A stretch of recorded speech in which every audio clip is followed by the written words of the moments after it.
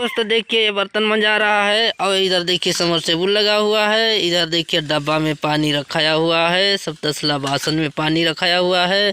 इधर देखिए आलू का खेती हो गया है, अब ये तैयार हो रहा है। इधर जो भीट उठ बंधा रहा है, दिखाते हैं खेती इसी तरीक़ा से होना चाहिए। करत बानी खेती हो किसनिया, जवनिया बीती जाता हो राम। करतानी खेती हो किसनिया, जवनिया बीत जाता हो राम। कैसे बीती गरीबी के हो निसनिया, जवनिया बीत जाता हो राम।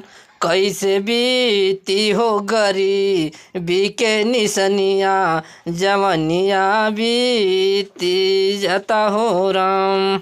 वीडियो अच्छा लगे सब्सक्राइब करना, बेल घंटी दबा देना।